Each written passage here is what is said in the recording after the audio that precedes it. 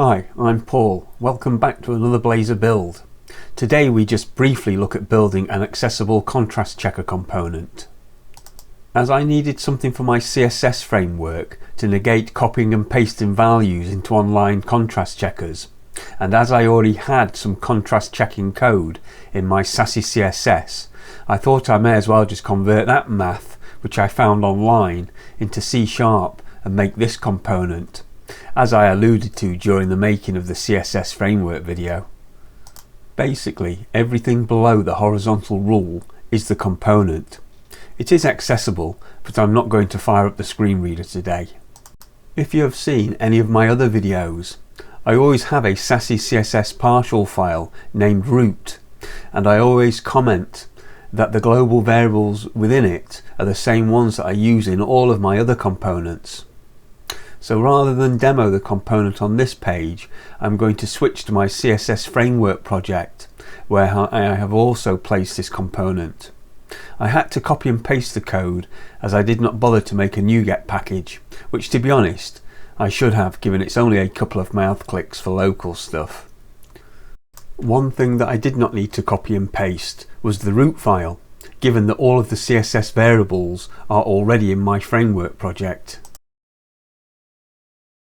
On screen now is the colours page from the CSS framework project, and for those who watch that video, all I have done is to add an additional tools page for components such as the contrast checker. I am not going to cover accessibility in this video, but needless to say I spent some time with a screen reader tweaking various things. One such enhancement brought about via testing was the addition of the little round buttons with the pipette icons on them to open the default HTML colour inputs instead of opening them directly. I found the initial colour value announcements when tabbing directly to the inputs were extremely annoying, so I took them out of the tab order, using the inputs more as a colour swatch. You may also find it strange that I spent any time at all with a screen reader given the topic of the component, but I try my best to make things inclusive where possible, plus the more I do the more I learn. All of the functionality of the colour picker is available, but I tend just to use the eyedropper or just type values directly into the inputs when I'm checking my colour themes. As you can see, the round button in between the foreground and background colours just swaps them. Once a value is selected or entered, the contrast ratio values are updated for each element type or size, with a green tick icon for success for that category, or a red cross to indicate failure. Screen readers get the text equivalents. All of the information on screen is based on the current web content accessibility guideline values for contrast ratios. The component has a parameter for each of these and uses the guideline values as the default, so until these change, you can add the component to a page without entering any parameter values. For those who watch the accessible switch video, that's it at the top right of the screen, being used to switch from light to dark modes. Hopefully you can see why I always use a common set of CSS variables in the root partial file. The component is fully responsive, using CSS Grid for its layout, with the grid layout changing in a media query when the screen is made smaller. If you enter incorrect values into the text inputs, you will be advised both visually and audibly. You also receive audible announcements of the contrast ratio values. The math for the contrast ratios, barring any rounding differences, should match those found online. The current dark green foreground on the off-white background is showing a contrast ratio of 13.39. If the browser DevTools is going to play nice today, it should match. The DevTools does not always show this information, and I am yet to determine the ins and outs of when this information is displayed or not. If you know the answer to that, please let me know in the comments, but needless to say, that was another reason to build this component. That's it for the demo, but all of the code is up on GitHub that you can freely download and run. If you want to change any of the Sassy CSS and compile it, then you'll need to add an extension to Visual Studio, as that's not a built-in feature. I made a quick 4-minute video about the free extension that I use and getting started with it if you do not have one already installed. The link to that video is in the video description below. Now for a whistle-stop tour through the project and code. The home page contains the contrast checker component without any parameters being specified. Like my other videos, I just used the Blazor web app template, selecting interactive server with the location of global, but any interactive project type is fine.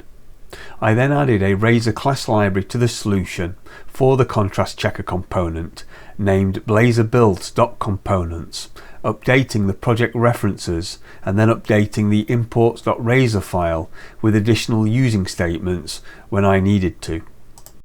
The only thing of note within the app.razor file is the content/assembly name syntax to get access to the style sheet that is used for the component. In the components project, I added an assets and CSS subfolder to the web root for the style sheet output from the Sassy CSS. I then added a related project folder assets with an SCSS subfolder for the Sassy CSS partial files denoted by the leading underscore in their names, with the main.scss file being used to collate the output for the CSS. The root partial file just has a few global variables that I use within all of my components. The SVG icons file contains all of the icons used by the component. The only thing of note is the use of the Sassy CS placeholders on line 30 and 41. I use these so I can include this content within another class using the extend directive. As mentioned, the contrast checker uses a CSS grid to lay out all of its content, and there are quite a few classes for all of the individual parts. On lines 179 and 188, I use the extend directive to include the placeholder data from the SVG icons file. To be honest, this usage does not really showcase its potential. I use it a lot for state-related information, using state attributes to override existing classes with the icon data. Think automatically switching a success or failure icon just by the value and attribute. My last video, the debounce filter, made use of it. Also, as previously mentioned, to make the component responsive, I just move the grid items about within a media query when the screen gets smaller than 60 rem. The main.scss file just has 3 use directives to pull in the partial files that will form its output. The project also includes my usual common folder with subfolders models, seeds and utilities. The models folder just contains a single class, RGB color, for use within the contrast ratio math functions. The seeds folder holds 2 files, enums and global values. The enums file only contains a single enum that I use for my theming scheme. To keep things short, components are either dynamic in that they respond to light and dark modes, or are fixed on a dark area or light area, i.e. they should have the appropriate CSS values for that setting. The global values file just contains all of the string constants and default values used by the component, with a single static helper method for my theming scheme. The colorUtils static class contains all of the math to calculate the contrast ratios with other helper functions to convert hex to RGB and validate any hex values entered within the component's text inputs. I wish I could explain the maths and tell you how the multiplier values were obtained, but I cannot. I just got the maths online when I needed it for a Sassy CSS function. If you're a maths whiz, you're welcome to leave a full and detailed explanation in the comments for the rest of us. Next up is the contrast checker folder containing the component. As there was quite a bit of markup, I split the file into markup and code behind.